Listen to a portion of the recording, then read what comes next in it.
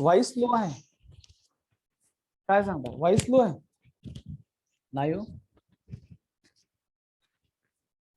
All clear आहे जरा लक्ष द्या हे शिकवलंय मी म्हणून ते केलं नाही जरा लक्ष द्या so this is we are dealing with दोस्तों concept of transport of CO2 we are dealing with concept of transport of CO2 transport of carbon dioxide and it is transported in three form that is 7% in the form of dissolved form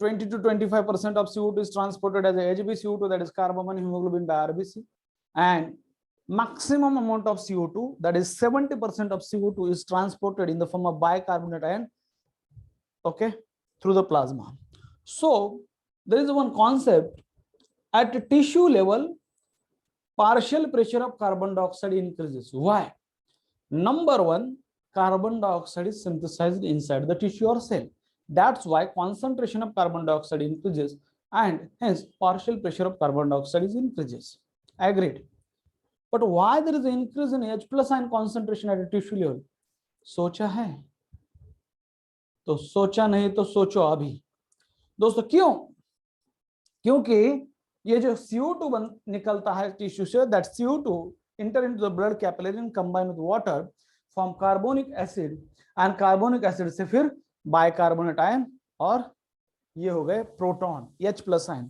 इसीलिए there is always increased concentration of H plus ion at a tissue level means in tissue capillary yes or no हे कळतंय का कळालं का okay कळालं हे why there is always increase in concentration of H plus ion at a tissue level क्योंकि CO2 से ही वो H plus ion बाद में बनता है CO2 और वाटर कंबाइन होते हैं CO2 और वाटर कंबाइन होते हैं और वही से फिर ये H plus आता है वही से फिर ये H plus आता है हमेशा याद रखो वही से फिर ये H plus आता है इज दैट क्लियर ये क्लियर है ओके नाउ यही है याद रखो यही है कार्बोनिक अनहाइड्रेज यहाँ पे भी वही एंजाइम कार्बोनिक अनहाइड्रेज आपण तोच एंजाइम आहे कार्बोनिक अनहाइड्रेज ठीक है कार्बोनिक अनहाइड्रेज हे कालच लिहून दिलेलं मी आता पुढे जाऊया ये तीनों के तीनों अभी डिसॉल्व CO2 कार्बन हिमोग्लोबिन आणि बायकार्बोनेट हे सगळं कुठं चाललंय आता अल्वेओलार लेवल हे कुठं आहे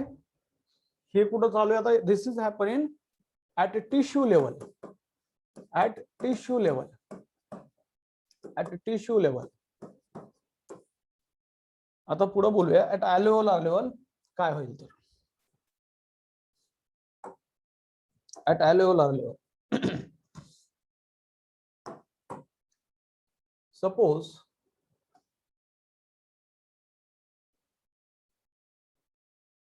मान लेते हैं यह है अल्वेओला है मान लो यह है अल्वेओला है अल्वेओला है नाउ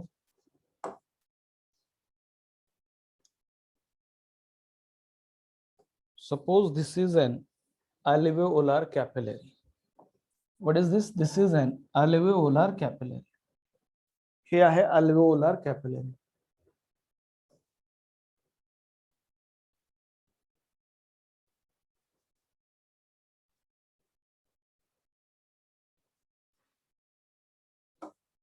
alveolar capillary बर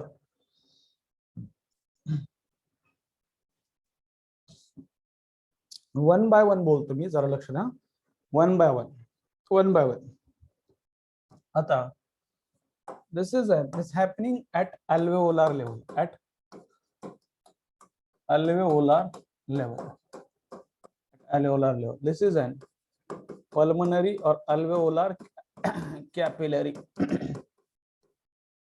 this is an pulmonary or alveolar capillary आता इथं and what is this दोस्तों ये है that is RBC सपोज मान लो ये है RBC ओके नहीं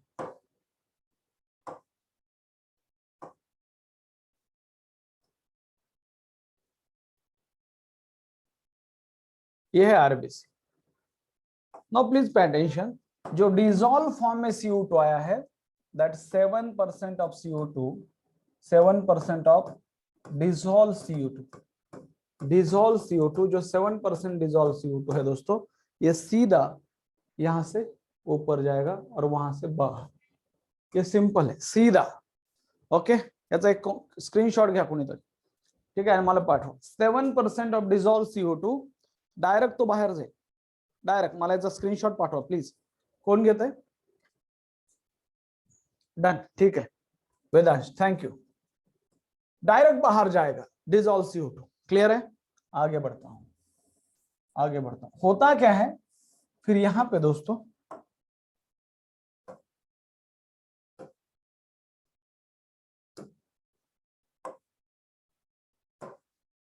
नाउ ये जो है that is 20 to 25%, 20 to 25%. This is an HbCO2, carb amino haemoglobin. Carb amino haemoglobin है HbCO2, carb amino haemoglobin. But दोस्तों, in case of blood capillaries and this carb amino hemoglobin, I'm so sorry, that carb amino 20 to 25%, 20 to 25% of HbCO2, that is carb amino hemoglobin, it is carried by RBC. but यहां पे आता है oxygen का level ज्यादा बढ़ता है. Oxygen का level ज्यादा बढ़ने की वजह से, ओके, यहाँ पे ऑक्सीजन का लेवल ज्यादा बढ़ने की वजह से आणि मग हे there is increase partial pressure of oxygen. और पार्शियल प्रेशर ऑफ ऑक्सिजन वाढल्यामुळे लक्षात ठेवा, there is increased partial pressure of oxygen and this increased partial pressure of oxygen causes dissociation of carbon dioxide from hemoglobin. फिर इतना ज्यादा pressure आ जाता है तो ये ऑक्सीजन चाहते हैं कि हम हीमोग्लोबिन के साथ अटैच हो जाए और अभी वो CO2 यहां से निकल जाए. इसकी वजह से that increased, it is nothing but ये काय जरा लक्ष द्या. what is this? This is दोस्तों increased partial pressure of oxygen. Level of oxygen वाढली, पार्शियल प्रेशर. मग हा जो CO2 आहे, हा जो CO2 आहे, जरा लक्ष द्या, हा CO2 काय होतो, हा CO2 इथनं निघतो आणि सीधा alveoli. Are you getting me? Are you getting me? Due to increased level of, due to increased level of, जरा लक्ष द्या, due to increased level of oxygen, due to increased level of oxygen. बघा काय concept आहे, concept जरा नीट लक्ष द्या. काय सांगतो, काय सांगतो, लक्ष द्या.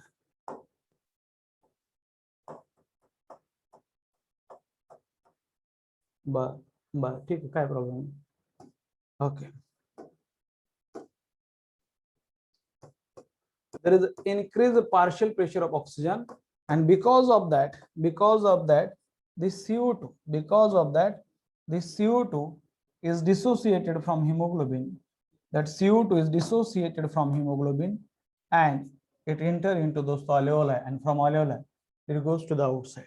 From alveoli it goes to the outside. Are you getting me or not? समजतंय का? डन सांगा एकदा. समजतंय ना? हाँ.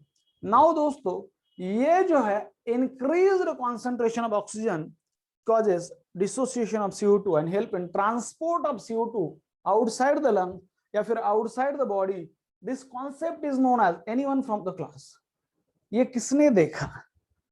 ये किसने देखा? कोणीतरी विचारलं PO2 कुठून वाढलाय? वाव, PO2 वाढलाय इकडनं, इन्स्पायर्ड एअर मधून आलाय. Partial pressure of oxygen, oxygen कुठून आलंय? इन्स्पायर्ड एअर मधून ऑक्सिजन आलंय, वाढला PO2. कळतंय? याला बोहर्स थेरी नाही म्हणायचं, याला हॅम्बर्गर फिनोमेनॉन नाही म्हणायचं, याला म्हणतात, नंदनी मस्के म्हणते Haldane effects. This is called as Haldane effects. This is called दोस्तों, इसे कहते हैं, this is Haldane's effect. Haldane, Haldane's effect, Haldane's effect. This is an Halden's effect.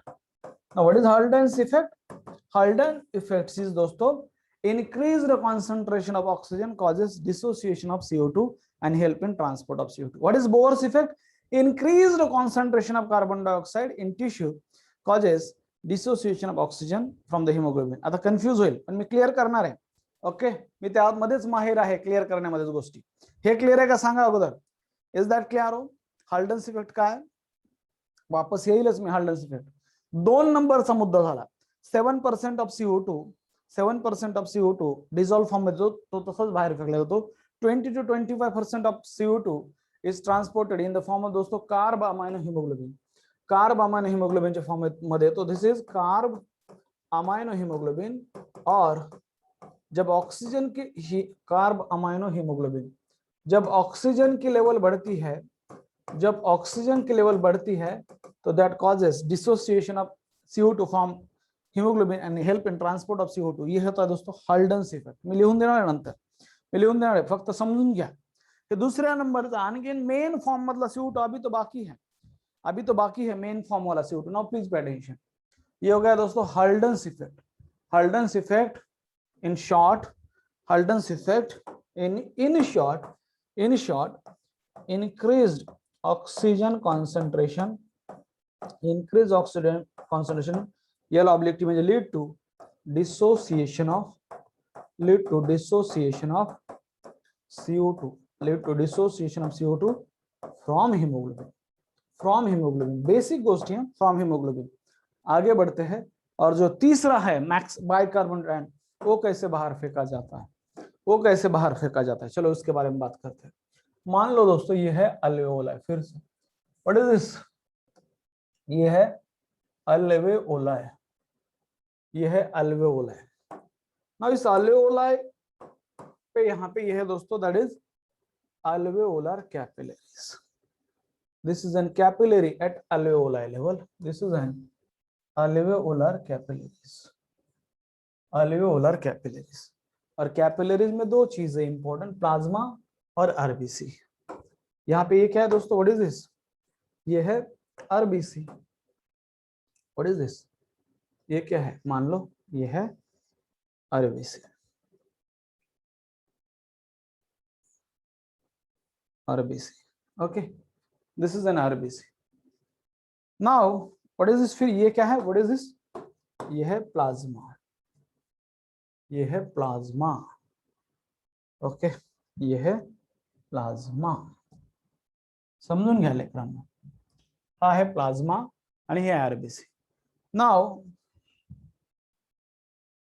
होतं काय? ह्या प्लाझ्माने काय आणलेलं लक्षात ठेवा. This is plasma. This is an plasma. Okay, और ये क्या है? ये है आरबीसी, रेड ब्लड सेल. प्लाज्माने काय आणलेलं आहे लक्षात ठेवा. प्लाज्मा घेऊन आलेला बायकार्बोनेट आयन. उसने क्या लाया है? उसने लाया है bicarbonate ion HCO3 minus. Okay, bicarbonate ion HCO3 minus plasma जवळ आहे. तर आरबीसी काय म्हणते माहिती का प्लाझ्माला? हिला ना आरबीसीला सांगायचं असतं की मी बाय CO2 आणलाय म्हणून. ठीक आहे, CO2 मी कॅरी करते म्हणून ती प्लाझ्माला म्हणते प्लाझ्मा. ओके, तो जो बायकार्बोनेट आयन तू इथपर्यंत आणलास त्याबद्दल धन्यवाद किशू कुसुम. पर अब मुझे वो मेरा बायकार्बोनेट आयन वापस दे दे प्लीज. ओके, मुझे थोड़ा शाइनिंग मारने का है इधर आले वाला के सामने. तू मेरा बायकार्बोनेट आयन वापस दे दे. प्लाज्मा बोलता है ठीक है ले ले. ठीक है, तो होता क्या है दोस्तों यहाँ पे? आरबीसी ये जो बायकार्बोनेट आयन है इसको वापस लेती है. आरबीसी ये जो बायकार्बोनेट आयन है ना इसको वापस ले लेती है और फिर ये बायकार्बोनेट आयन फिर से आरबीसी के अंदर आ जाता है. बदले में आरबीसी फिर से ये क्लोराइड आयन जो है बदले में वो क्लोराइड आयन प्लाज्मा को देती है. तेरे क्लोराइड आयन ले ले, मेरा बायकार्बोनेट दे दे और तेरे क्लोराइड आयन ले ले. तो ये जो कॉन्सेप्ट है that occur at alveolar level or in alveolar level or in alveolar capillary, it is known as anyone. It is known as, बोला किसको पता है इसकी क्या, इसे क्या बोलते हैं? उलट झालंय इथं. बायकार्बोनेट आयन प्लाझ्मा कडनं आरबीसी ने घेतले. इथं उलट झालंय. याला काय म्हणतात माहिती? इट इज नोन एज दोस्तों, ये तो है प्लाज्मा, ये है आरबीसी. इसे क्या बोला जाता है? इसे बोला जाता है बहुत ही बढ़िया रिवर्स क्लोराइड शिफ्ट. बहुत बढ़िया Srishti Ingale. Wow, it is known as दोस्तों, this is the concept of reverse chloride shift वाचावं लागतं रे पुढचं शब्द काय ब्रेनला थोडीच माहिती तुमच्या हे रिवर्स क्लोराइड शिफ्ट है ये रिवर्स क्लोराइड शिफ्ट में क्लोराइड कहां से कहां जाता है it moves from RBC to plasma आणि परत पुन्हा मग तेच चित्र पुन्हा बघा कसं होत होतं सेम हा बायकार्बोनेट आणि इथं तर आरबीसी कडे एच प्लस तर आहेच ऑलरेडी हा एच प्लस हा बायकार्बोनेट हा एच प्लस अरे हा बायकार्बोनेट हा एच प्लस कंबाईन होऊन एन्झाईमचं नाव आहे तेच काय नाव आहे that is carbonic anhydrase same enzyme carbonic anhydrase enzyme same carbonic anhydrase तयार होईल दॅट इज H2CO3 तयार काय होईल दॅट इज H2CO3 काय तयार होईल H2CO3 परत पुन्हा तेच एन्झाईम दॅट इज कार्बोनिक अनहायड्रेज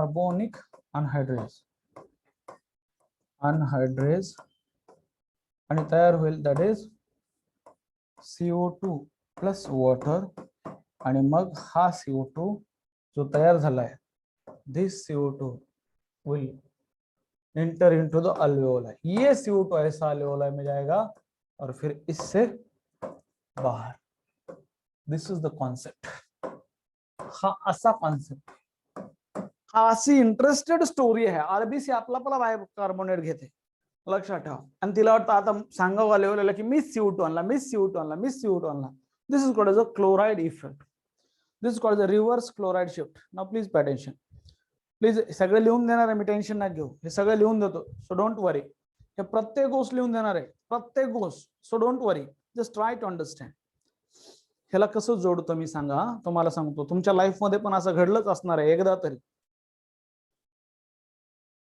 शुरू में बायकार्बोनेट आयन टिश्यू लेवल पे बना आरबीसी में clear show me thumbs up bicarbonate ion कुठं बनलं RBC show me thumbs up yes और नो शुरू में टिश्यू लेवल पे यस और नो यस फिर वो बायकार्बोनेट आयन आरबीसी बोली प्लाज्मा को प्लीज मेरा बायकार्बोनेट आयन तू ले ले और तेरा क्लोराइड दे दे प्लाज्मा बोला यस तो आरबीसी ने उस प्लाज्मा को क्या कहा कि प्लाज्मा को बायकार्बोनेट आयन दे दिया और उसका क्लोराइड ले लिया फिर वो बायकार्बोनेट आयन प्लाज्मा ने फ्रॉम टिश्यू टू लंग्स कैरी किया और अल्वेओलर कैपिलरी के बाद ये अल्वेओलर कैपिलरी के पास जब ये बायकार्बोनेट आयन आता है तो आरबीसी बोलते हैं ए प्लाज्मा मेरा बायकार्बोनेट आयन वापस दे और तेरा क्लोराइड ले ले तो फिर प्लाज्मा बोलता है ठीक है जी आरबीसी और फिर यहाँ पे रिवर्स क्लोराइड शिफ्ट होती है chloride ion moves from RBC to plasma and in turn bicarbonate ion moves from plasma to RBC that bicarbonate ion combine with H plus proton in presence of carbonic anhydrase to form H2CO3 that is carbonic acid that carbonic acid again converted into दोस्तों CO2 and water in the presence of same enzyme carbonic anhydrase that's why it is a reversible enzyme और फिर ये CO2 बनता है वो बाहर फेंका जाता है हे कसं सांगू तुम्हाला हे काय म्हणजे एवढ्यापर्यंत माझा एक मित्र होता त्याचं नाव होतं कल्पेश भोये फ्रॉम नाशिक ओके कल्प्या म्हणायचो मी त्याला असंच बोलतात मेडिकल कॉलेजचे मुले कोण ना खाल ते प्रेम आहे त्यांचं असो तर कल्पेश भोये त्याच्याकडे होती अपाची गाडी अपाची RTR 160 पल्सर 150 होती आणि मग सुझुकीने 160 काढली होती गाडी रेड कलरची मग त्याची गाडी नाशिकवरून आली पॅक होऊन त्याच्या पप्पांनी घेऊन दिली त्याला नाशिकवरून पाठवून दिली ट्रॅव्हल्सनं आम्ही 4लाच बस CBS म्हणजे सेंट्रल बस स्टँडला ती गाडी आणायला त्याला कल्प्याला चालवताच यायची नाही चांगली गाडी थोडी चालवायची चांगली नाही मग त्यांनी मला घेऊन गेलं आम्ही आणली ती गाडी हॉस्टेलला हा पूजा वगैरे काय नसते हॉस्टेलला ते घरीच केलेली असणार आहे पूजा मग आम्ही रोज कॉलेजला जायला लागलो second year MBBS second year राजा थे हम फर्स्ट ईयर पास हो गया तो MBBS सेकेंड ईयर 1.5 साल का है तो फुल ऑन मस्ती होती है लाइफ एंजॉय की जाती है पढ़ाई भी की जाती है सब कुछ होता है ओके दिल दोस्ती दुनियादारी सब कुछ MBBS सेकेंड ईयर में करते लोग नाउ कॉलेज में ये होता है मग कल्प्या जो आहे म्हणजे कल्पेश माझा मित्र त्याला गाडी चालवायची यायची नाही. तर आमचं ना सेंडा पार्क नावाचा एरिया आहे कोल्हापुरात, शेंडा पार्क. स्वित्झर्लंड आहे ते कोल्हापूरचं ते हॉस्टेल आणि तो एरिया. आणि CPR छत्रपती प्रेमला राजे रुग्णालय जे हॉस्पिटल आमचं कॉलेज होतं सेकंड इयरचं, ते थोडंसं 1-3-4 किलोमीटरवर दूर होतं. ते आम्हाला हॉस्टेलवरनं तिथं जावं लागायचं. त्यामुळे गाडी लागत होती. माझ्याकडे काही गाडी नव्हती तोपर्यंत. कल्पेची गाडी अगोदर आली. कल्पेश काय करायचं, मला ते हॉस्टेलमधून निघूस तर सगळ्या पोरांसमोर ते मेसवर पोरं नाश्ता करायलेले, याने ॲप्रॉन घातलेला, मला म्हणायचं तू काय कर, हॉस्टेलच्या बाहेर निघूस तरच मला घेऊ दे. पुन्हा रोडला लागली कोल्हापुरात ना, तो त्या म्हणजे रोडनं तोच आलो. म्हणायचं ठीक आहे. मग ते हॉस्टेलच्या तिथून त्यांनी घेतली की मस्त पैकी निघायचं होतं. बघायचे पोरं RTR 160, मी पाठीमागे बसले असायचं. आणि मग त्या हॉस्टेलच्या थोडं बाहेर आलं की एक मोठा रोड लागायचा आणि ते तसं करत ते कॉलेजला जायचो आम्ही. त्याला तेवढी जमत नव्हती, मग तो पाठीमागे बसायचा. मग आता त्या गाडीला मी घ्यायचो आणि कॉलेजच्या गेट पर्यंत जाऊस तर थोडस अलीकडलं मला म्हणायचं थांब थांब थांब. म्हणायचं काय, आता तू मागं बस, आता मला पुढे बसू दे. कॉलेजमधनं एंट्री मारायची माझी गाडी ना. मग तो मला पाठीमागे बसवायचा आणि स्वतः ॲप्रॉन वगैरे घालून कॉलेजमध्ये एंट्री मारायचा गेट मधून. मग आम्ही त्या जिथं आमचं अॅनाटॉमीचं डिपार्टमेंट असेल किंवा जे काय अॅनाटॉमी तर संपलेलं होतं, फार्मा, पॅथो, मायक्रो, जिथं कुठं लेक्चर असेल मग तिथपर्यंत कशी बशी चालवायचा. कारण की कॉलेजमध्ये एवढी गर्दी नसायची ना जसं रोडवर मोठमोठे वाहने. हे तसंच तर काम आहे. हे जसं कल्पेश म्हणजे RBC आहे आणि मी म्हणजे प्लाझ्मा आहे, तसंच तर काम आहे. RBC काय करायला लागली, लक्षात ठेवा, बायकार्बोनेट आयन बनतंय तर ते लगेच प्लाझ्माला द्यायला लागली आणि प्लाझ्मा टिश्यू करून लंग्स पर्यंत कॅरी करायला आणि परत पुन्हा त्या बायकार्बोनेट पुन्हा त्या प्लाझ्माला म्हणायला लागली की तुझं ते बायकार्बोनेट आयन मला दे. असा प्रकार आहे, लक्षात ठेवा. इथं बायकार्बोनेट आयन म्हणजे ती अपाची गाडी आहे. अपाची गाडी आहे बायकार्बोनेट आयन म्हणजे ती 2 व्हीलर आहे. लक्षात ठेवा, मी म्हणजे प्लाझ्मा आणि कल्पेश माझा मित्र म्हणजे RBC. समजून घ्या गोष्टी, ठीक आहे. की कसं आहे की मी पूर्ण ती गाडी हॉस्टेल पासून 3 किलोमीटर कॉलेज पर्यंत चालवायची आणि कॉलेजच्या गेटवर गेला की कल्पेश म्हणायचा ते दे आता गाडी माझ्याकडे, तो बस माग. मी म्हणायचो ठीक आहे, काय प्रॉब्लेम नाही, मला तो काही इश्यू नाहीये. कारण की त्याला तो इश्यू होता की सेकंड इयर गाडी. आलं लक्षात? कसं वाटतंय तुम्हाला? R you getting me or not? Are you getting me or not? And this is the concept. यहाँ पे भी वही हो रहा है दोस्तों. RBC बायकार्बोनेट बना तो रही है टिश्यू लेवल पे, पर वो प्लाज्मा को बोलती है कि तू कैरी कर. फिर प्लाज्मा उसे कैरी करता है और जब लंग्स लेवल पे आता है तो फिर बोलता है RBC तेरा बायकार्बोनेट जो मैंने दिया था वो मुझे वापस दे दे. ठीक आहे. कारण की आता मला थोडस स्टड वाटलं पाहिजे ना, मला थोडस बरेच लोक बघणारे असतात, अरे सेकंड इयर गाडी RTR ओके.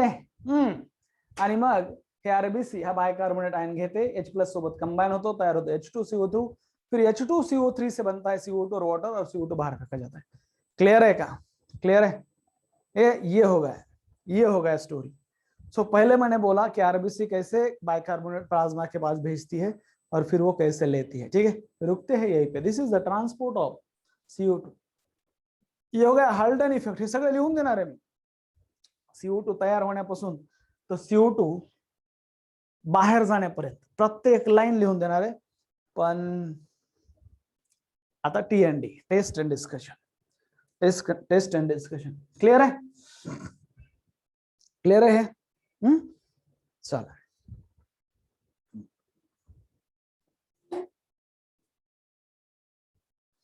चल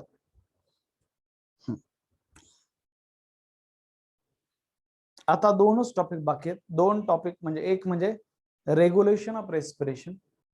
ये बहुत इंपॉर्टेंट टॉपिक है, रेगुलेशन ऑफ रेस्पिरेशन. दोस्तों transport of gases MBBS first year में ये long MCQ long answer question है, और regulation of respiration that is also long answer question in physiology. ये सब MBBS फर्स्ट ईयर में है फिजियोलॉजी में. ओके. मग उद्या चला हाल्डन्स इफेक्ट, बोर्स इफेक्ट एकदम अपोजिट आहे. What is Bohr's effect? increased concentration of carbon dioxide at a tissue level causes dissociation of oxyhemoglobin. Bohr's effect tissue लेवलला होतो, हाल्डन्स इफेक्ट अल्वेओलाई लेवलला होतो. आणि हाल्डन्स इफेक्ट सांगतो की increased concentration of oxygen causes dissociation of carb amino hemoglobin. Okay, ताकि वो बना जो कॉन्सेंट्रेशन इंक्रीज हो ऑक्सीजन का, वो ऑक्सीजन हीमोग्लोबिन के साथ अटैच हो जाए। इतना सिंपल सी स्टोरी है, बहुत सिंपल फिजियोलॉजी है, अगर हम उस अप्रोच से उसे पढ़े या फिर देखें तो। बात करते हैं TND की दोस्तों। कालचा पेपर कसा वाटला तुम्हाला? कालचा पेपर कसा वाटला सांगा?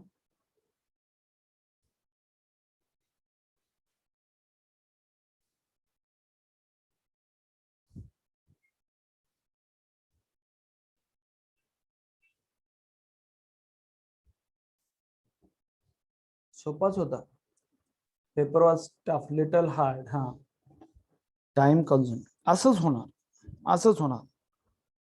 तरी पण काही लोकांनी 180 आउट ऑफ 180 मार्क घेतले। वेदांश लकडे, बहुत ही बढ़िया, कॉन्ग्रॅच्युलेशन बेटा।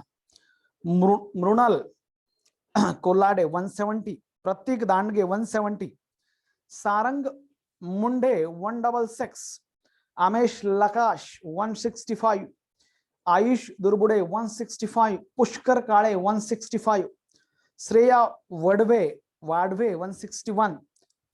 कदाचित माझं तुमचं सरनेम प्रोनाउन्स होत नसेल कदाचित थोडस, तर त्याबद्दल अगोदरच थोडं दिलगिरी व्यक्त करतो। हा, अजय जगताप 161, अदिति सिंह 161, वेदिका लकडे 161, सानिका शिंदे 160, नंदिनी मस्के 160, वैभवी मोटे 160, वृषाली वाघ 160, सृष्टी इंगळे 160, आयुष मुळे, काल भेटलो तर आयुष आपण 160, श्रीकांत वाघ 160, सौरभ हेंबाडे 160, सानिया शेख 157, शैश कुंभकर्ण 156। शैश बेटा अभ्यास करा, दिमाग आहे, अभ्यास करा।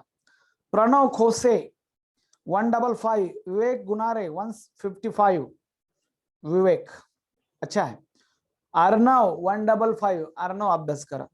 सानवी पवार, म्हणजे कमी मार्क नाहीत पण तुम्हाला जास्त पडू शकतात। सानवी पवार 155, अथर्व शिंदे पैठण, अथर्व बेटा परत थोडस मेहनत वाढवा, 155, भूषण पाटील 151, समृद्धी दाने 150, शंभो वरुडे 150, माधव फोके 150, समृद्धी भूमे 147। ओके, हे 150च्या पुढचे मुलं आहेत। इट डझंट मॅटर की खालचे जे आहेत म्हणजे त्यांना खूपच कमी मार्क असतील असं नाहीये, चांगलं आहे, पण परत परत अभ्यास करत राहणे, रिव्हिजन देत राहणे हे महत्वाचं आहे। बर, आता TND मी जरा थोडस घेतो, जरा लक्ष द्या। अगोदर मी पटापट एक्सप्लेन करतो, मग तुम्हाला कुठं डाऊट आहे ते घेऊया। पण तुम्ही असं म्हणायचं की तुम्हाला जे डाऊट आहेत ना ते अगोदर तुमचा क्वेश्चन आला की जरा नीट लक्ष द्या, म्हणजे काय होईल ह्यानी, मी तर हे त्याला डबल वेळ लागायला लागला। मी तर प्रत्येक गोष्ट तुम्हाला अगोदरच एक्सप्लेन करायला लागलोय, पण पुन्हा मग तुम्हाला स्पेशल पाहिजे। Number 1, flagellate isogamete as well as flagellate anisogamete are produced by, मी सांगितलं होतं क्लाइमेडोमोनस। क्लाइमेडोमोनस में दोनों टाइप के गैमेट्स होते हैं, iso as well as anisogamete. Some species have isogamete, some species have anisogamy। Now what is meant by isogamy? Iso means similar gamete, aniso means dissimilar gamete। और क्लाइमेडोमोनस दोस्तों flagellated है, क्लाइमेडोमोनस फ्लैजेलेटेड है, ये याद रखो। Now number 2, in oogamie, हे भी कितना सांगितलेलं आहे, oogamie में male gamete small motile and produced in large number, but female gamete is single passive और static. Static means non motile and produce singly, और एक ही होता है, that is oogamie। And this type of fertilization occur inside the oogonium, that is called दोस्तों oogamie। ये एक sexual reproduction का टाइप होता है। Choose the correct statement. Many species of Porphyra, Laminaria and Sargassar are among the 70 species of marine algae used as a food। ये correct है। Agar is used to grow microbes and in preparation of ice cream and jelly, that is also correct। Algae are useful to man in variety of way, that is also correct। All is the answer। Question number 4, pyranoids are present in dash in most of the green algae। Pyranoids दोस्तों these are food storing structures, उसके अंदर protein होता है और around उसके starch की ring होती है। So they are present in chloroplast, they are present in chloroplast, B is the answer. Question number 5, Which of the following is not feature of brown algae? Phaeophysi का feature कौन सा नहीं है? Multi सेलुलैरिटी end large size ये होता है. Almost exclusively marine ये भी होगा क्योंकि फ्रेश वाटर में बहुत ही कम पाए जाते हैं. Attach form has a holdfast ये भी होता है. Most common pigment is chlorophyll b गलत. The most common pigment is chlorophyll a and chlorophyll c not B. B is present in green algae. So not feature is the D answer. 6. Choose the correct option. In bryophyte, sexual reproduction is oogamous type. Correct है? Okay, ये तो correct है. Oogamous means इसके मतलब ये oogonia में चाहिए ऐसा नहीं है. Oogamous means वो चाहे archegonium में हो रहा है पर internal fertilization है. Correct है? Sex organ are unicellular in algae and fungi but multicellular in bryophyte and angiosperm. This is also correct. Sex organ in algae are unicellular and non-jacketed. Sex organ in bryophyte, they are multicellular and jacketed. Archegonium is a flask-shaped structure. That is also correct. So D means all is the answer. Question number 7. Asexual reproduction in liverwort takes place by. Now ये बहुत important है. Asexual reproduction in bryophyte हा जर topic जर तुम्ही छेडला तर त्यामध्ये in लिव्हरवर्ट आणि इन मॉसेस दो आन्सर आहे. असेक्सुअल रिप्रोडक्शन इन ब्रायोफाइट कोणी जर लिहिलं नसेल तर त्या टेबलला ह्या फॉर्म मध्ये लिहायचा प्रयत्न करा. ह्या फॉर्म मध्ये मी जसं लिहितोय तसं मी लिहूनच दिलेलं आहे. पण बघा that is AR in bryophyte. AR in bryophyte. AR म्हणजे asexual reproduction. AR in bryophyte ह्या फॉर्म मध्ये लिहा. दॅट इज इन लिव्हरवर्ट और in mosses. In liverwort, hepaticopsida or in mosses that is bryopsida असं बोलत राहायचं. हा शब्द रिवाइज झाला ना hepaticopsida and bryopsida हे महत्वाचं. In liverwort that is it is by दोस्तों fragmentation and jame formation. Fragmentation and jame formation. MCQ. These are the two ways where asexual reproduction occur in liverwort. In case of those mosses, asexual reproduction occur in the form of fragmentation and anyone. Fragmentation and anyone. दूसरा क्या है? Budding in क्या कौस्तुभ बहुत बढ़िया सृष्टि. Budding in secondary protonema. Budding in secondary protonema. ये बहुत ही important है. ये बहुत ज्यादा इंपॉर्टंट है. ज्याला माहित असेल त्याला खूप चांगलं आहे. ज्याला हा टेबल कळाला तो चांगलं आहे. ज्याला कळालं नाही त्यांनी हा टेबल लिहून घ्यावा. That is budding in secondary protonema. Budding in secondary protonema. Protonema is gametophyte of mosses. कळालं? हे माहित असू द्या. पुढे जातो. So asexual reproduction liverwort takes place by fragmentation of thala. Jame formation A is the answer. Jame formation and diploid spore formation galat. Spore formation isogamy nahi te sexual है. Plant body in pteridophyte is sporophyte है diploid plant body है. Sporophyte diploid having no root stem and leaf galat. Sporophyte आहे पण true root stem and leaf पण आहेत. Gametophyte having root stem and leaf galat. Sporophyte having no root galat. Sorry, gametophyte having no root stem and leaf चुकीच आहे. Sporophyte diploid having true root stem and leaf. D is the answer. Question number 9. The product of fertilization in gymnosperm are. Product of fertilization in gymnosperm काय आहेत लक्षात द्या. That is हा अतिशय आणि खतरनाक MCQ विचारलेला आहे.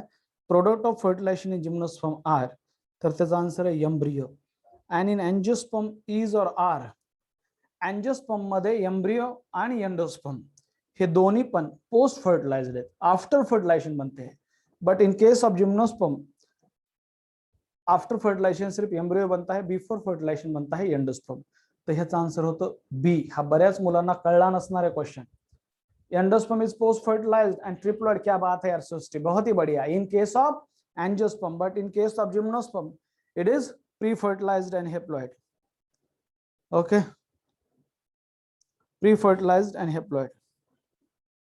जरा लक्षात द्या. पुढे question number 10. All are archegonate except bryophyte, angiosperm, pteridophyte, gymnosperm. All are archegonate except angiosperm, बाकी सगळे आर्चिगोनियोफाइट आहेत, ब्रायोफाइट आहे, टेरिडोफाइट आहे, gymnosperm. 10 in gymnosperm female gametophile is retained within ovary, microsporangiate म्हणजे मेल कोन, आर्चिगोनिया और megasporangium और ovary. लक्षात ठेवा फिमेल गॅमेटोफाइट कुठं असणार आहे, फिमेल गॅमेटोफाइट असणार आहे. मी तुम्हाला आठवते का ते, आठवत असेल बघा डायग्राम.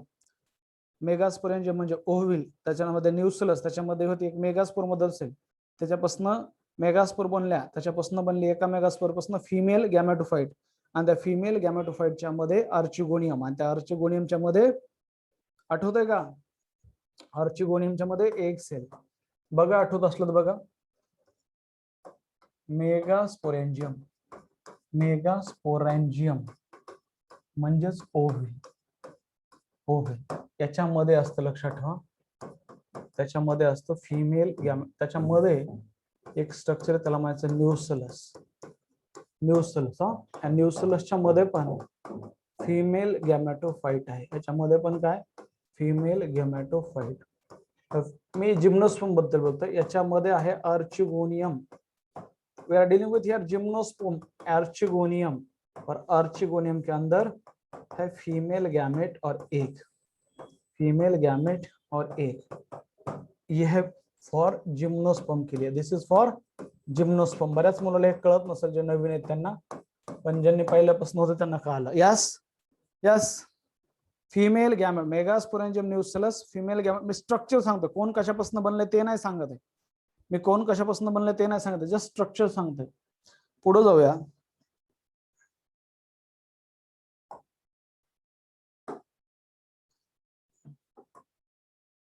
हा आहे क्वेश्चन नंबर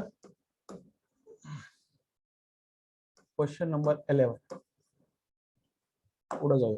दॅट इज, वेळ झालेली आहे पण पटपट घेतो, लक्ष ठेवा. इन जिम्नोस्पर्मिक प्लांट, म्हणजे टेस्ट ह्याच्याऐवजी TND घेऊया, डाऊट सेशनच्या ऐवजी. In gymnospermic plant during pollination pollen grain are transfer to, लक्ष ठेवा, स्टिग्मा नाही, कारण तिकडे स्टिग्मा नाहीच आहे, ते कुठं डायरेक्ट डिपॉझिट होत, माइक्रोपाइल ऑफ ओव्हिल. मैंने बोला था कहाँ डिपॉजिट होते हैं, माइक्रोपाइल ऑफ ओव्हिल. और such pollination is known as MCQ. Such pollination is known as where pollen grain are directly deposited on the micropyle of ovule. Such pollination in gymnosperm is known as, anyone, direct. बहुत बढ़िया आयुष, सायफोनोगॅमी नाही बेटा, त्याला direct pollination बोलतात. That is called as a direct pollination where pollen grain are directly deposited on the micropyle end of the ovule. और वो pollen grain are carried by wind, इसलिए उसको एनेमोफिली बोला जाता है. बट वो डायरेक्ट माइक्रोपाइल के ऊपर डिपॉजिट होते हैं, इसलिए उसे डायरेक्ट पॉलिनेशन कहा जाता है. नीट वाचत चला. Phylogeny and inter relationship found between the taxa on the basis of number, type and arrangement of chromosome is cytotaxonomy. Cytotaxonomy मी तुम्हाला शिकवलेलं आहे.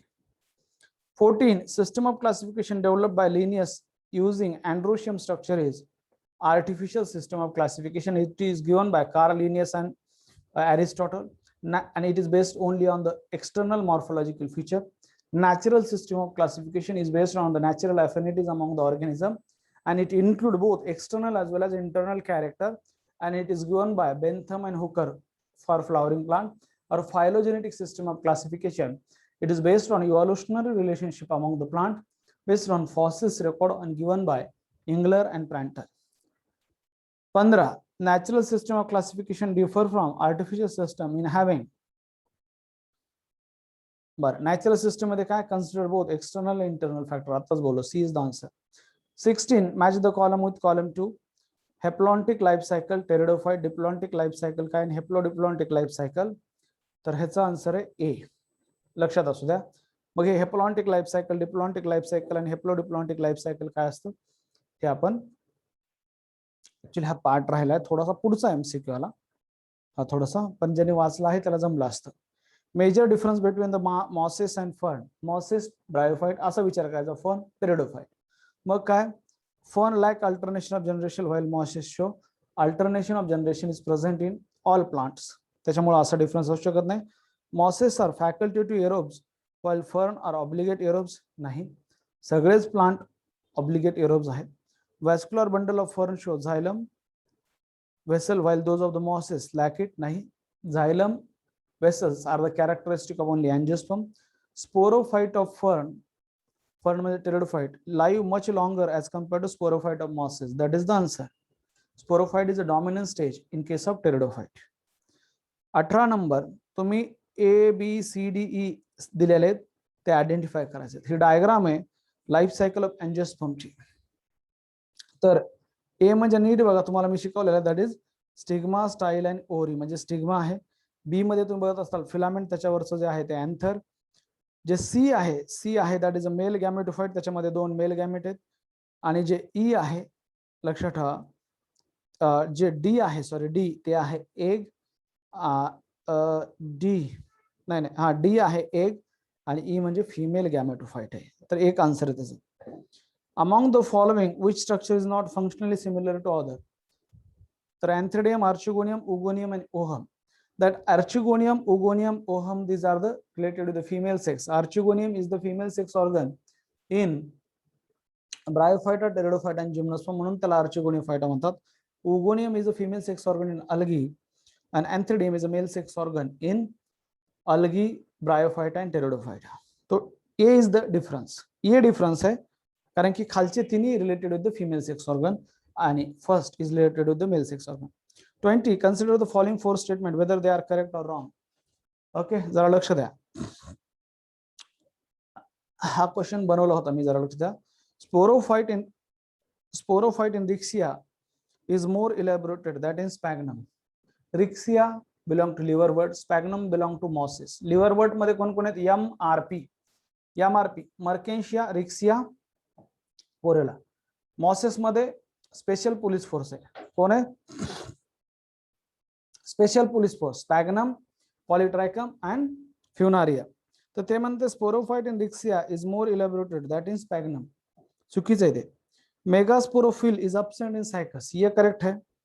गॅमेटोफाइट in all seed bearing plant is highly reduced and contain only few cell, हे सुद्धा correct आहे. In pinus male and female cone are born on the different tree, wrong आहे. Pinus monoecious plant आहे, male and female cone present on the same tree. तुम्हाला ते diagram आठवत असले तर बघा, हे अप्लाय होतं डायोसियस प्लांट सोबत. नाउ 2 रॉंग स्टेटमेंट आर, तर 2 रॉंग स्टेटमेंट ए आणि डी आहेत. ए उलट पाहिजे, sporophyte in riccia is more elaborated. नाही, sporophyte in sphagnum is more elaborated than riccia. आणि जे डी आहे in pinus male and female cone are present on the different tree, नाही they are present on same tree, असं पाहिजे होतं. तर A and D statement आहे wrong. 21. Match the column 1 with column 2. Pteris wolffia cedrus. Pteris काय? Belong to bryophyte. Wolffia angiosperm, smallest angiosperm आहे उल्फिया, लक्षात ठेवा. आणि युकॅलिप्टस रेगनन्स हे टॉलेस्ट एंजियोस्पर्म आहे आणि स्मॉलेस्ट एंजियोस्पर्म असतं उल्फिया. आणि सिड्रस हे जिम्नोस्पर्म आहे. तर बी आन्सर आहे. 22. Which of the following statement, consider the following statement in the above. काय विचारले? करेक्ट विचारले.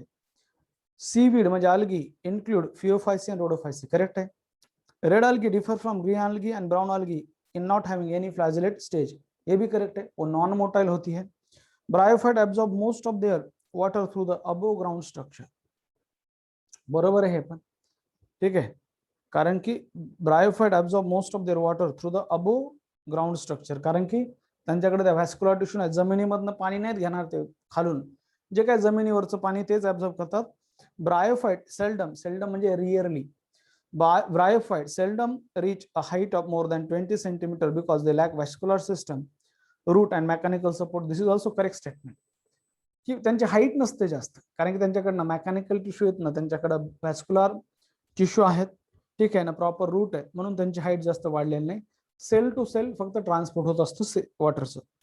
Gametophyte in the life cycle of fern is independent and heterotrophic. Fern is pteridophyte. So E is also correct. So all are correct statement. हा एकदम tough question होता, बऱ्याच लोकांचा चुकला असणार आहे. Each character is given equal importance and at the same time 100 of character can be considered. हे numerical taxonomy आहे, न्यूमेरिकल टॅक्सॉनॉमी, जिथं कम्प्युटर यूज केला जातो, सगळे कॅरेक्टर स्टडी केले जातात, numerical taxonomy. Which of the following is correct statement? Frond are found in Bryophyte. गलत. They are found in दोस्तों brown algae. Heterospory present in all gymnosperm. This is correct statement. Diatom produces basidiospore नाही. Multiciliated sperm are found in angiosperm नाही. तो heterocyst are found in nostoc. हे solution थोडंसं वेगळं आहे, माझं करेक्ट करायचं राहिलं, पण heterospore is present in all gymnosperm. This is a correct statement.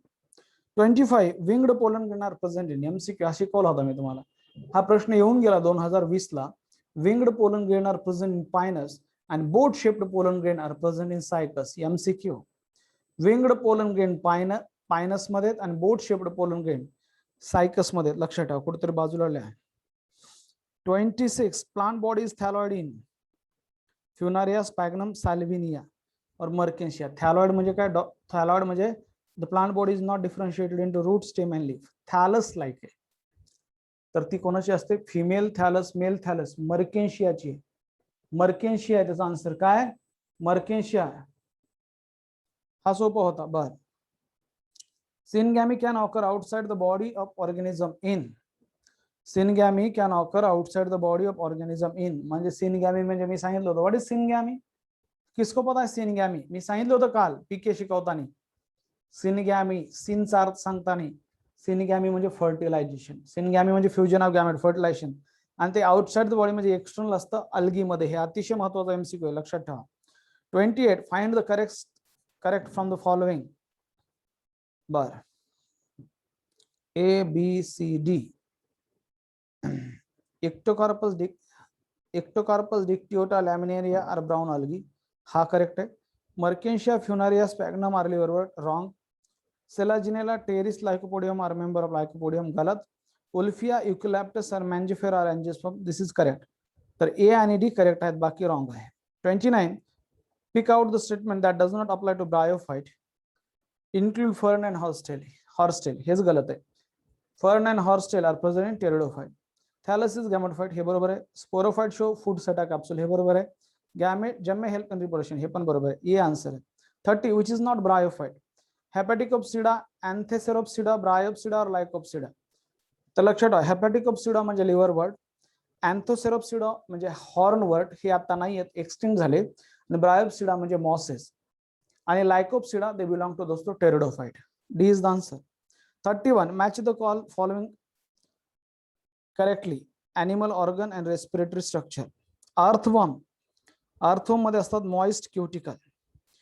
Most aquatic arthropods gills, fishes gills, birds and reptiles lungs. म्हणजे आन्सर होतं ए.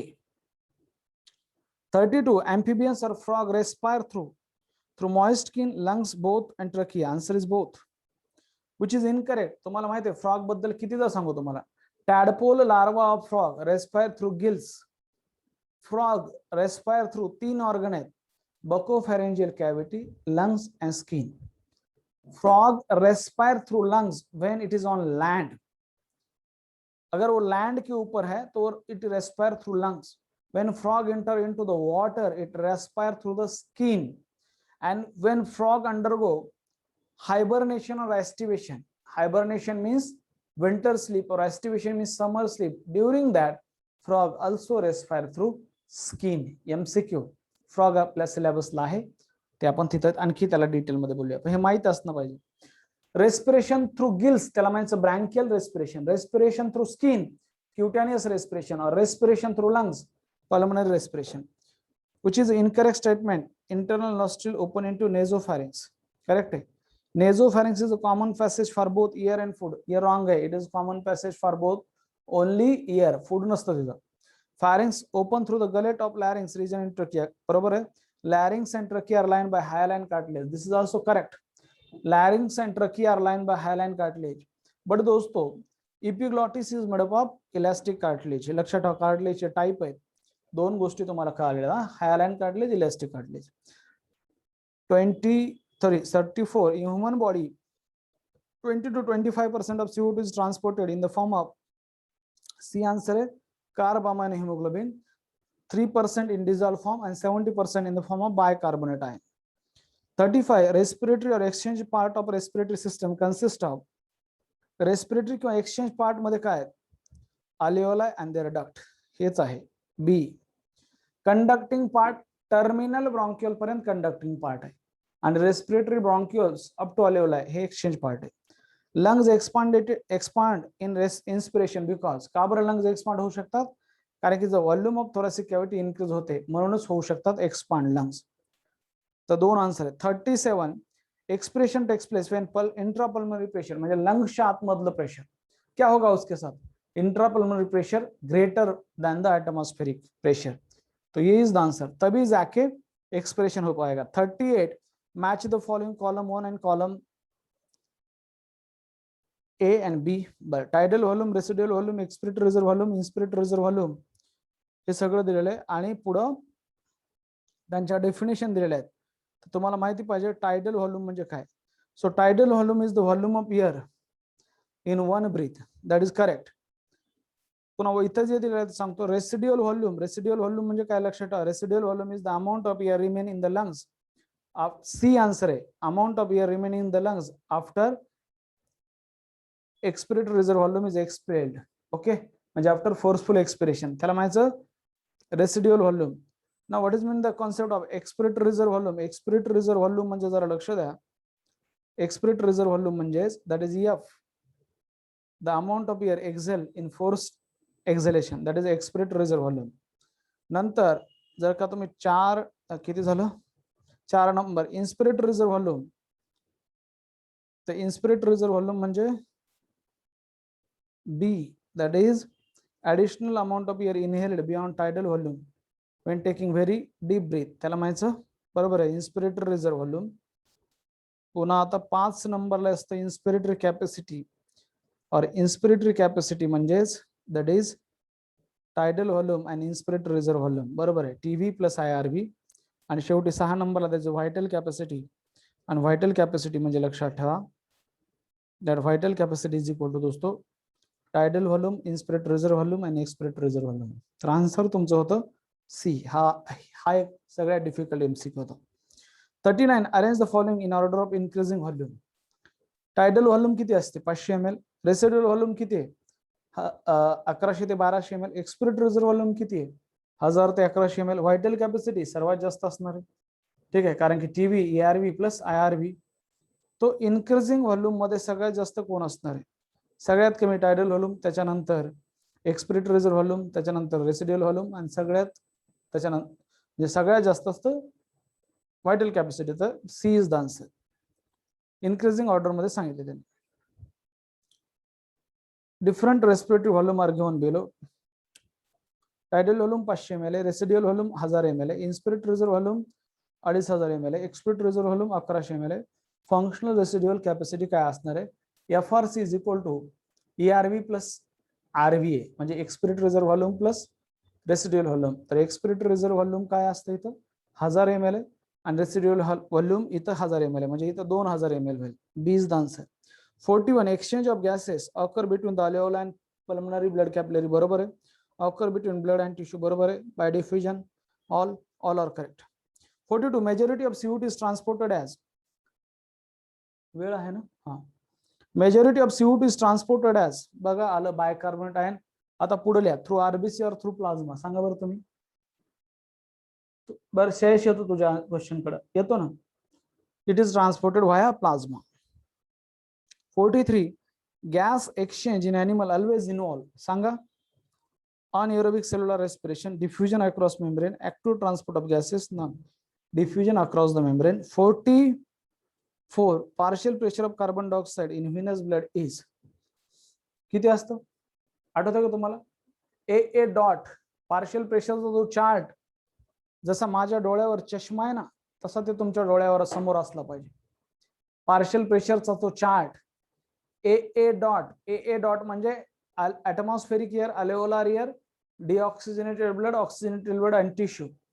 आणि फॉर पहिला आहे फॉर ऑक्सिजन आणि काय ते 159 104 14 95 40, म्हणजे 159 हा ऍटमॉस्फेअर एअर मध्ये असतं partial pressure of oxygen. Alveolar air मध्ये 104 आहे. 14 95 40 म्हणजे डॉट डिऑक्सिजनेटेड ब्लड मध्ये 40 आहे. ऑक्सिजनेटेड ब्लड मध्ये 95 आहे पार्शियल प्रेशर ऑफ ऑक्सिजन आणि टिश्यू मध्ये परत ते 40 आहे पार्शियल प्रेशर ऑफ ऑक्सिजन. आता त्यांनी विचारलं partial pressure of carbon dioxide कशामध्ये इन व्हिनस ब्लड. तर इथं काय 0.3 mm of Hg हे ऍटमॉस्फेरिक एअर मध्ये असतं. बाकी काय 40 का 45, 40 का 45, 40 का 45, 40 का 45 काय ए डॉट माहित पाहिजे. ए मध्ये 0.3 आहे, अल्व्होलार मध्ये 40 आहे. पुन्हा काय ए डॉट म्हणजे डी डिऑक्सिजनेटेड ब्लड म्हणजे व्हीनस ब्लड तिथे किती 45 आहे 45.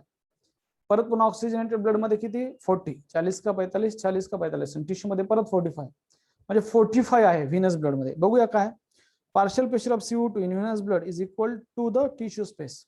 आणि मी कधी बी तुम्हाला सांगत असतो जे डिऑक्सिजनेटेड ब्लड मध्ये पार्शियल प्रेशर आहे तेच टिश्यू मध्ये असतं. तर बी इज द आन्सर. हा पण क्वेश्चन मीच बनवला होता. 45 रेस्पिरेशन इन्व्हॉल्व फॉलोइंग स्टेप. तर मग तुम्हाला आता कोणीतरी मला आता प्रश्न विचारला होता, मला वाटतंय प्रणिता काथार, आणि मी हे सगळं डिटेल मध्ये एक्सप्लेन केलं होतं. डिफ्युजन ऑफ गॅसेस, ठीक आहे, diffusion of gases like oxygen and CO2 across the alveolar membrane, correct आहे. Transport of gases by blood, correct आहे. Utilization of oxygen by cell for catabolic reaction and resultant release of CO2. Pulmonary ventilation by atmospheric, air is drawn in and CO2 rich air alveolar is released out. Diffusion of oxygen and CO2 between blood and tissue. The correct sequence of step is.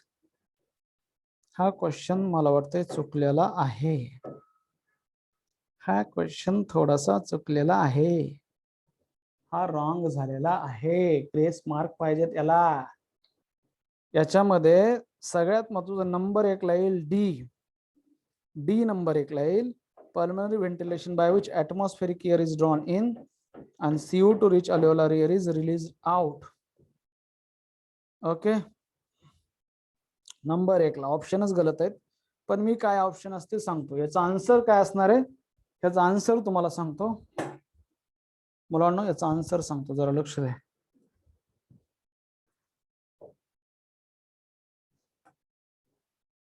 Question number 45. Question number 45 त्याचा sequence असणार आहे D च्या नंतर that is diffusion of gases O2 and CO2 across the alveolar membrane म्हणजे A च्या नंतर पुन्हा असणार आहे transport of gases by blood B. त्याच्यानंतर असणार आहे that is E diffusion of oxygen CO2 between blood and tissue E. आणि पुन्हा असणार that is utilization of oxygen by cell for catabolic reaction C. असा सिक्वेन्स आहे. ओके, डबॅक.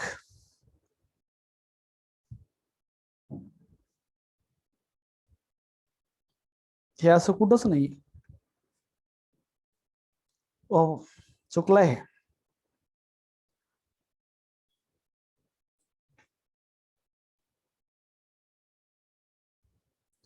म्हणून तुम्ही रिव्हर्स सिक्वेन्स सिलेक्ट केलाय का? हा रिव्हर्स सिक्वेन्स सिलेक्ट केलाय. रिव्हर्स सिक्वेन्स कुठे आहे बेटा? रिव्हर्स सिक्वेन्स कुठे येतो? सी मध्ये का? सी मध्ये रिव्हर्स सिक्वेन्स येतो का? वाव, बहुत ही बढ़िया. वा आयुष, चांगलं आहे, पण थोडस चुकलंय. ॲरो गलत आहेत. ते सी चं उलट पाहिजे होतं असं. ठीक आहे, बर, याचं ग्रेस देऊन टाकू आपण. असं आहे, ठीक आहे.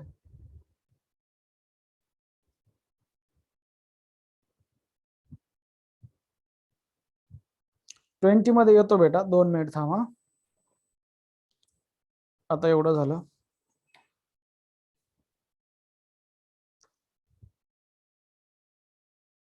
Megasporophyll is absent in cycas. Wow, बरोबर आहे बेटा. हे consider the following 4 statement whether they are correct और wrong. Two wrong statement together. हो यार, बरोबर आहे. हा पण प्रश्न 20, हा पण क्वेश्चन थोडासा 20 नंबर, थोडासा तिथं फिमेल कोण लिहायला पाहिजे होतं मी. क्वेश्चन नंबर 20 स्टेटमेंट थोडीशी प्रॉब्लेम. क्वेश्चन नंबर 45 हे 2 क्वेश्चन, कारण की megasporophyll is absent in cycas हे रॉंग स्टेटमेंट आहे. सायकस मध्ये मेगास्पोरोफिल असतं, तर कोण अब्सेंट आहे? फिमेल कोण. मग स्टेटमेंट ए आणि बी पण येऊ शकतं आन्सर मध्ये. ए अँड बी आणि ए अँड डी पण आन्सर असू शकतं. असं आहे तुझं आन्सर. काय ए अँड बी हे पण बरोबर आहे किंवा ए अँड डी हे पण बरोबर आहे. दोन्ही पण आन्सर असू शकतात. दोन्ही पण आन्सर आहे 20 चे. मी ते करतो तसं नाही ना. 20 चे गेस नाही, ज्यांनी ए अँड बी लिहिले किंवा ए अँड डी लिहिले त्याच्यापैकी एक. ठीक आहे. हा बरोबर. शयश गलेट. हा 33 2 मिनिट. हा 2 minute.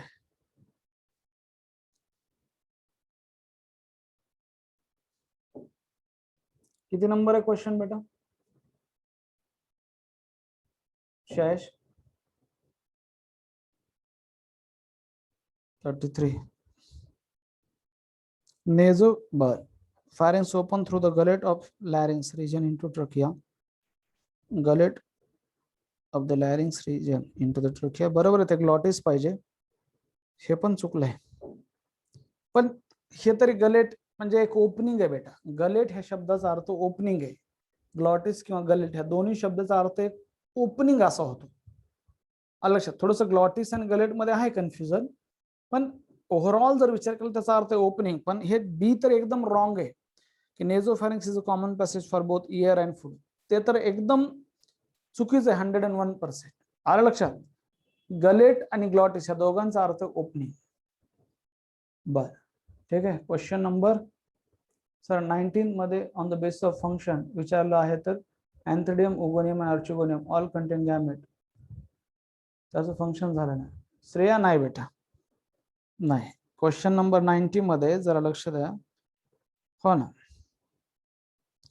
Among the following which structure is not functionally similar to other. बरोबर आहे. फंक्शनली सिमिलर टू अदर म्हणजे काय? आर्चिगोनियम, ओगोनियम आणि ovum. Okay they produces female gamete आणि antheridium produces male gamete. Different आहेत ना फंक्शनल. आर्चिगोनियम, ओगोनियम, ओएन functionally हे तिन्ही फिमेल गॅमेट तयार करतात बेटा आणि अँथ्रिडियम हा मेल गॅमेट तयार करतो. ओव्हिल मध्ये सुद्धा फिमेल गॅमेटच बनतो ना, असा त्याचा अर्थ. ठीक आहे सर. 13 मध्ये किमोटॅक्सॉनॉमी मध्ये डीएनए सिक्वेन्शन असताना क्वेश्चन नंबर 13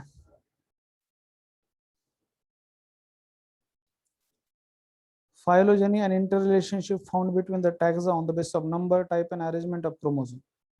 हे क्लिअर कट लाईन आहे ना रे एनसीईआरटी मध्ये बेटा की क्रोमोझोमचे अरेंजमेंट, नंबर आणि त्याचं structure, behaviour that is studied in cytotaxonomy. हे करेक्ट आहे बेटा. Question number 16 match the column. हा हे मी शिकवणं बाकी, हे तुम्हाला नंतर एक्सप्लेन करा. 43 पण एक्सप्लेन करा. ओहम फंक्शनल गॅमेट असताना. अरे नाही रे बेटा, ओहम गॅमेट नाही. हा श्रेया बेटा ओहम गॅमेट नाहीये. ओहम ब्रह्मास्मी नाही, सॉरी अहम ब्रह्मास्मी तसं नाहीये. ओहम जे आहे ना बेटा, ओहम हे एक फीमेल गॅमेट आहे, but that is related with the female sex. Antheridium, archegonium, ovum. एकच मिनिट. हा क्वेश्चन नंबर 13 का? किती नंबर होता तो क्वेश्चन? 19. किती नंबर क्वेश्चन है तो? Among the following which structure is not functionally similar to other? Anthridium, Archegonium, Ogonium आणि ओहम.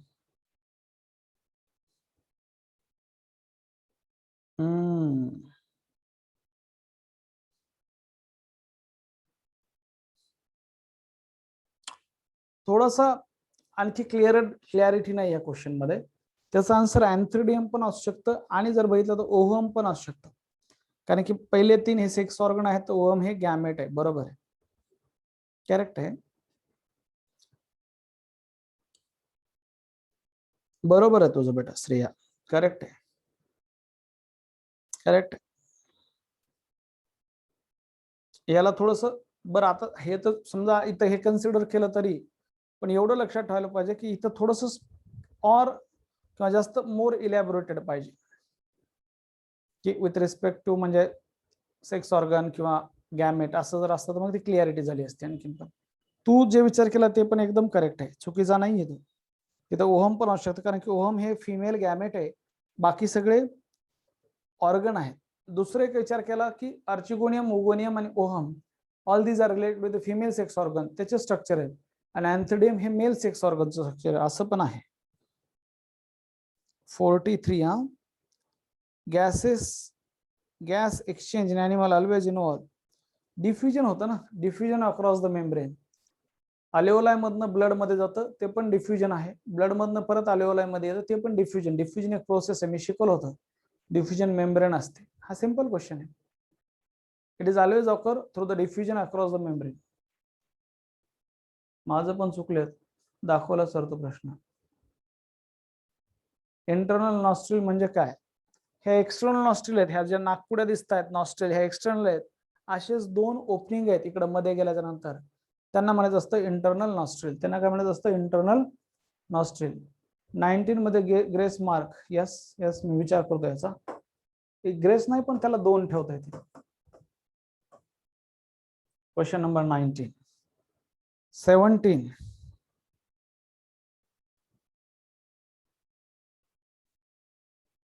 क्वेश्चन थोडा स्पेसिफिक पाहिजे होता बेटा. हा हे सांगितलं ना रे, sporophyte of fern live much longer as compared to sporophyte of mosses. In mosses, sporophyte is not dominant stage, but in fern, sporophyte is dominant stage. Dominant stage means it forms the main plant body. It means it forms दोस्तों, it has a longer duration. तर त्याचा answer C आहे. म्हणून ते long life असते स्पोरोफाइटची, फर्नच्या, टेरिडोफाइटच्या. फर्न म्हणजे pteridophyte. Okay, as compared to sporophyte of mosses म्हणजे ब्रायोफाइट, कारण की ब्रायोफाइट मध्ये मेन प्लांट बॉडी ही गॅमेटोफाइट आहे. स्पोरोफाइट शॉर्ट लिव्ड आहे असा त्याचा अर्थ आहे. 44 1 सर, लेसर पाहिजे ना इक्वलच्या ऐवजी. अजय बर,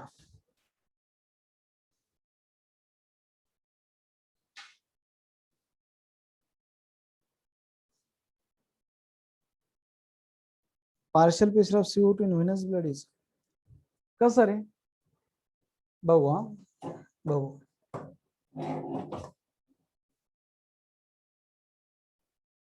काय बघा, ए डॉट बघा, ए डॉट म्हणजे ऍटमॉस्फिअर, अल्व्हेओलर एअर, डीऑक्सिजनेटेड ब्लड म्हणजे व्हेनस ब्लड, ऑक्सिजनेटेड ब्लड आणि टिश्यू. आता हे काय पार्शियल प्रेशर ऑफ, आपण काय बोलतोय जरा लक्ष द्या. We are dealing with partial pressure of CO2, PCO2. बघा रे किती आहे? 0.3 मिलीग्राम, सॉरी 0.3 mmHg. आता काय 40 का 45, 40 का 45, 40 45 40 45, 40 का 45, 40 का 45. आता नीट लक्ष द्या. ए डॉट म्हणजे काय? What is mean bye A dot? Atmosphere. ATM म्हणजे अल्व्हेओलर एअर. डी म्हणजे काय रे सांग बेटा? What is mean bye D? D म्हणजे काय सांग? डी म्हणजे काय? Deoxygenated blood. डीऑक्सिजनेटेड ब्लड म्हणजे काय? Venus blood. म्हणजेच काय? व्हेनस ब्लड ना, ज्याच्यामध्ये डीऑक्सिजनेटेड ब्लड आहे. ऑक्सिजनेटेड ब्लड म्हणजे आर्टेरियल ब्लड. आर्टेरियल ब्लड म्हणजे असं म्हणू शकतो. आणि हे टी म्हणजे टिश्यू. आता बघ इक्वलच आहे ना. कसं लेसर असं?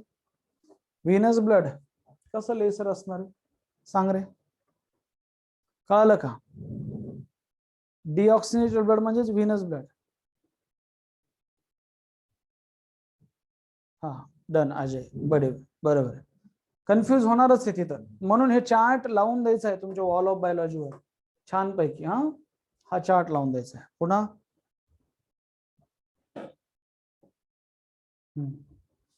कळलं कसं लेसर पाहिजे रे उन्मेष? तो बी त्याला सपोर्ट करायला लगेल. क्लिअर आहे का उन्मेष बेटा? आता तुझं अलगीमध्ये बॉडीच्या बाहेर कसं रिप्रोडक्शन होतं? वॉटर मध्ये होतं अक्षय, वॉटर मध्ये. उन्मेष बेटा क्लिअर आहे का तुझं? सांग प्लीज एक्सप्लेन. 26 बर. हा वॉटरच्या बाहेर होत असतं 26 सॉरी वॉटरमध्ये होत असतं वॉटरमध्ये हा त्याला एक्सटर्नल फर्टिलायझेशन म्हणतात 26 plant bodies thalloid in thalloid plant body म्हणजे मर्केन्शिया रे मर्केन्शिया बघा बरं तुम्हाला माहित नाही मर्केन्शिया कसा दिसतो तो थॅलॉइड म्हणजे अशी plant body that is not differentiated into root stem and leaf त्याला म्हणायचं मर्केन्शिया ही अशी असते थॅलॉइड प्लांट बॉडी चलो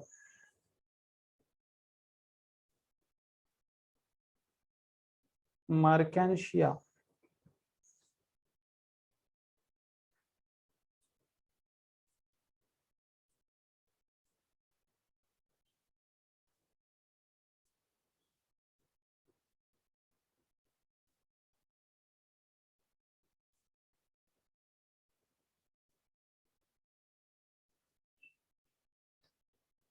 बघा चारही डायग्राम इथे वाव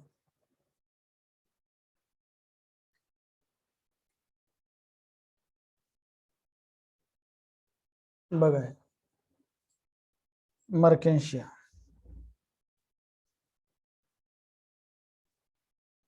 चार डायग्राम आहेत एनसीईआरटीच्या ह्या चार डायग्राम आहेत एनसीईआरटीच्या खूपच बढिया हे काय हो लक्षात ठेवा व्हॉट इज दिस काय आहे मला कोण सांगतं काय नाव देऊ त्याला काय नाव आहे त्याचं सांगा काय नाव आहे ह्याला थॅलॉइड म्हणायचं प्लांट बॉडी हे थॅलॉइड आहे थॅलॉइड प्लांट बॉडी गॅमेटोफाइट आहे काय नाव आहे त्याचं त्या स्ट्रक्चरचं काय नाव आहे मर्केन्शिया त्या स्ट्रक्चरचं नाव नाही वेदांश त्या स्ट्रक्चरचं नाव आहे ए प्रणिता अँथ्रिडिओफोर आहे का ते अँथ्रिडिओफोर आहे का हे अँथ्रिडिओफोर आहे त्या स्ट्रक्चरचं जे छान दिसतंय ते फिमेल्स रिलेटेड आहे अर्चिगोनियोफोर आहे तो अर्चिगोनियोफोर आहे आणि हा आहे ओबडधोबड वर दिसणारा अँथ्रेडिओफोर हा आहे अँथ्रेडिओफोर हा आहे लक्षात ठेवा मेल थॅलस म्हणजे थॅलस लाईक बॉडी मेल थॅलस हा आहे फिमेल थॅलस प्लांट कुठले हे प्लांट आहे मर्केन्शिया ह्या प्लांटचं नाव काय आहे मर्केन्शिया बर मग हे काय आहेत हे आहेत जम्मे हे काय आहेत तर हे आहेत जम्मे आणि आतमध्ये असणारे जमा कप इकडे काय असतात असे इकडे असतात लक्षात ठेवा रायझॉइड्स हे गॅमेटोफाइट आहे युनिसेल्युलर असे रायझॉइड्स असतील काय असतात हे रायझॉइड्स ओके हे रायझॉइड्स आहेत बर हे कोणतं प्लांट आहे सांगा रे हे कुठलं प्लांट आहे हे प्लांट आहे फ्युनारिया काय नाव आहे ह्याचं फ्युनारिया लक्षात ठेवा व्हाट इज दिस ये है रायझॉइड्स ओके ये दोस्तों दैट इज मेन एक्सिस आठवते का बघा मेन एक्सिस बरोबर आहे आठवते का ती डायग्राम पेज नंबर काढा पेज नंबर दॅट इज पुढे जाऊया पेज नंबर 34 3.2 डायग्राम आहे मेन ऍक्सिस त्याच्या खाली काय असणार आहे हे झालं मेन ऍक्सिस त्याच्या खाली काय असतील त्याच्या खाली जर असतील हे झालं फ्युनारिया जरा लक्ष द्या हे झालं मेन ऍक्सिसच्या खाली असं रायझॉइड्स असतील काय असतील हे आहेत रायझॉइड्स ठीक आहे पुन्हा what are these are the leaves like structure not actively leaves पण लीव्स पुन्हा इकडे फूट आणि हे आहे सेटा आणि हे आहे कॅप्सूल हे फ्युनारी आहे लक्षात आता इथपर्यंत जे आहे इथून पुढचा जो पार्ट आहे हा काय दिस इज स्पोरोफाइट हा कुठला पार्ट आहे स्पोरोफाइट पार्ट आहे स्पोरोफाइट लक्षात आणि हा जो पार्ट येतो इकडचा हा आहे गॅमेटोफाइट हे प्रश्न येतात गॅमेटोफाइट कोणतरी विचारलं मग इथं अँथ्रिडियमचं नाही दाखवलं सर सॉरी स्पॅग्नमचं ठीक आहे सर इथं फक्त मेन गॅमेटोफाइट दाखवलंय आता इथं नीट लक्ष द्या काय कुठलं काय ह्या ज्या मोठमोठाल्या ब्रँचेस आहेत ह्यांना म्हणायचं अँथ्रेडियल ब्रँचेस हे कोणते आहेत अँथ्रेडियल ब्रँचेस आहेत. कोणत्या? ह्या अँथ्रेडियल ब्रँचेस. प्लांट आहे स्पॅग्नम. आणि हे जे मध्ये तुम्हाला दिसायला लागले हे दीज आर अर्चेगोनियल ब्रँचेस आहेत. अर्चेगोनियल ब्रँचेस. कन्फ्यूज नका हो. जे खालचे ॲरो कुठं जाते ते नीट बघा. ॲरो इथं चाललाय, हे ॲरो इथं चाललाय. हे आहेत आर्चिगोनियल ब्रँचेस. आणि हे मोठमोठे ते आहेत अँथ्रेडियल ब्रँचेस. जरा नीट बघा. कशाला म्हणायचं आर्चिगोनियल ब्रँचेस आणि कशाला म्हणायचं अँथ्रेडियल ब्रँचेस. हे चुकता कामा नये. ओके. आणि हे कुठलं प्लांट हे आहे? फर्न हाऊस झायलम इन व्हेसल नाही, नसतं. अगोदर इकडे लक्ष द्या बेटा. समृद्धी. आणि हे आहे दॅट इज स्पॅग्नम नावाचं प्लांट बेटा. स्पॅग्नम. स्पॅग्नम हे अतिशय महत्वाचं लक्षात ठेवा. हे चारीला चारी सगळे काय आहेत? हे ब्रायोफाइट. वरचा आहे लिव्हरवर्ट, खालचे आहेत मॉसेस. क्लिअर आहे का? हे क्लिअर आहे? हे कळालं पाहिजे. ह्या आतमधल्या ज्या आहेत ते ज्या आतमधल्या आहेत मुलांनो. ओके. ह्या ओके. एवढं जे स्ट्रक्चर आहे तुम्हाला दिसायला ना, हे आहेत अँथ्रेडियल ब्रँचेस. कळतंय? हे आहेत अँथ्रेडियल ब्रँचेस. आणि ह्या मोठमोठ्या लांब लांब आहेत त्या सॉरी ह्या ज्या आर्चिगोनियल ब्रँचेस छोट्या छोट्या आणि ह्या लांब लांब पसरलेल्या त्या अँथ्रेडियल ब्रँचेस आहेत. क्लिअर आहे? हा. What is mean by frond and it is present. Akshay frond जरा ब्राऊन अल्गी मध्ये जाऊन बघा. It is a leaf like photosynthetic organ आहे present in brown algae. Diagram बघा जरा ब्राऊन अल्गी मध्ये जाऊन. ठीक आहे. Please explain the alternative generation once.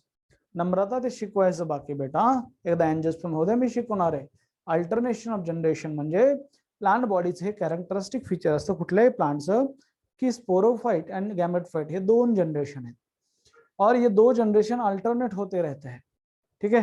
अभी ये गैमेटोफाइट है तो इसके ऊपर आ गया स्पोरोफाइट, तो इससे फिर बनेगा गैमेटोफाइट, फिर उससे sporophyte, gametophyte, sporophyte, gametophyte, sporophyte. तो ये अल्टरनेट होते हैं. गैमेटोफाइट, स्पोरोफाइट, गैमेटोफाइट, स्पोरोफाइट हे अल्टरनेट होत असतात एकानंतर एक एकानंतर एक एकानंतर एक. नाण्याच्या जशा दोन बाजू आहेत तसे प्लांट मध्ये दोन जनरेशन आहेत. स्पोरोफाइट डिप्लॉइड जनरेशन आणि गॅमेटोफाइट हॅप्लॉइड जनरेशन. ते अल्टरनेट होत राहतात. कशा अल्टरनेट होत राहतात पुढे बघूया. ठीक आहे. हा. मेल गॅमेट म्हणजे अँथ्रेडियम मध्ये ओहम नसतं ना सर, प्लीज सांगा. तुषार बो सर मेल गॅमेट म्हणजे अँथ्रेडियम. पहिला तर कॉन्सेप्ट तुझा चुकीचा आहे. मध्ये ओहम नसतं नास, प्लीज सांगा. हे सगळंच चुकीचं आहे तुझे बोललं तर. अँथ्रेडियम म्हणजे मेल सेक्स ऑर्गन. ओके. अँथ्रेडियम म्हणजे मेल सेक्स ऑर्गन. त्याला म्हणायचं बेटा एवढंच तू लक्षात ठेव. अँथ्रेडियमचा अर्थ मेल सेक्स ऑर्गन. त्याच्यामध्ये अँथेरिझॉइड्स असतात त्यांना म्हणायचं मेल गॅमेट. ओके. त्याच्यामध्ये अँथेरिझॉइड्स असतात त्याला म्हणायचं मेल गॅमेट. बरं थांबूया का आता? झालं का? चला तुमचं लेक्चर असणार आहे. थोडंसं रिलॅक्स व्हा एक 10 मिनिटं आणि परत तुमचं केमिस्ट्रीचं लेक्चर जॉईन करा. उद्याच्याला बोलूया रेग्युलेशन ऑफ रेस्पिरेशन आणि आज दुपारी बोलूया अँजिओस्पर्मचं राहिलेल्या बाकीच्या गोष्टी. ठीक आहे. Thank you so much. Bye bye. Take care. पडते रहा.